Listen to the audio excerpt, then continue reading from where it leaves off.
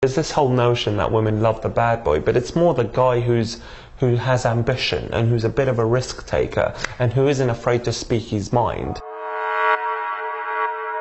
If you want to call him the bad boy, call him the bad boy, but that's what it is. It's those traits of someone who sort of like just takes his own way, takes the highway, you know, doesn't really care about what other people think, might say something a bit controversial, but he's emotionally intelligent enough to recover from it. He'll make a joke out of it and he'll deal with it. Yeah. And I know exactly what you're talking about. First thing we get guys to do when I'm teaching is to get them to disagree with the first thing. So we give them this line about guess where she's from, or it's either nationality or states maybe in America, nationality, occupation or hobby.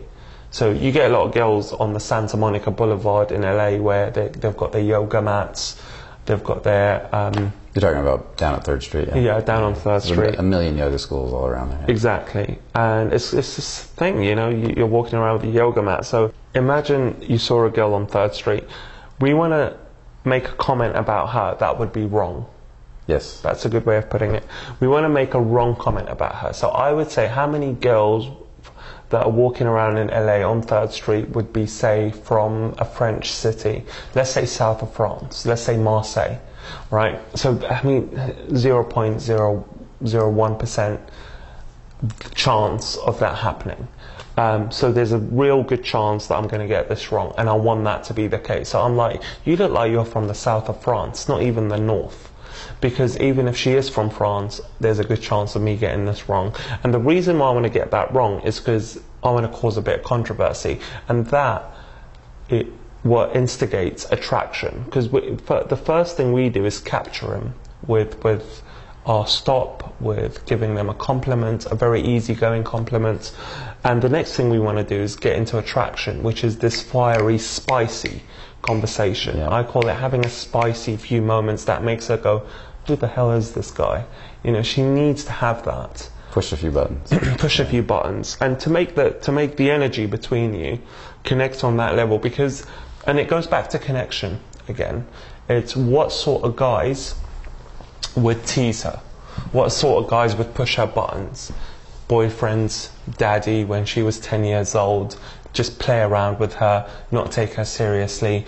And it goes back to the symbolism thing again. Oh, I know people who I'm comfortable with who do that to me. My best friend always does stupid things. Yeah, that's how even her best girlfriends are going to talk that way. Exactly. Yeah. So push play straight away. You're in that bracket, you know. So that's why we teach. So I've said South of France. She's like, no, you know, I'm local, right? Right. So I'm local, and I go. The first thing you want to do is no way. There's no way you're local. Where's your yoga mat? Where's your, you know, like that's like the basic thing you need as a local. You need your yoga mat, and that's you know, straight away you're into like, what? No, like So the way we call that is we just say creating a little tension. Exactly. And we need to get everything. A good conversation has some tension in it, at least when you're meeting somebody for the first time. Exactly. And that tension opens that doorway. Exactly. Yeah. And the symbolism of that is people who are willing to disagree with her, willing to tease her like she is their best mate. And that, ironically enough, we have something called just normal conversation, because we want that to be a part of it as well. You've got to have to be able to have a normal conversation too.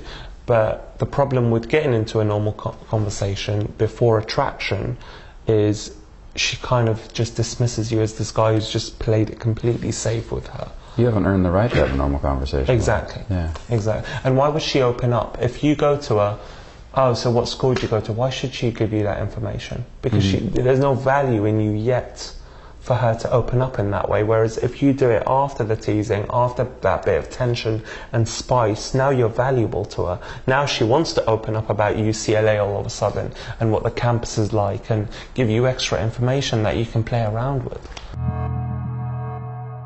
What would it be like to be the master at the art of creating sexual tension with women, to be so good that you don't even think about it? You just do it because that's who you are. The best analogy I've ever come up with is the way you should approach someone during the day is, imagine if they just dropped their wallet on the floor and you've picked it up And in that moment, you're not going to run over and go, hi, sorry, can I just give you this back? Would that be okay? No, you're going to feel like $1 million for doing that. And you're going to feel so confident in that moment that she's going to love you.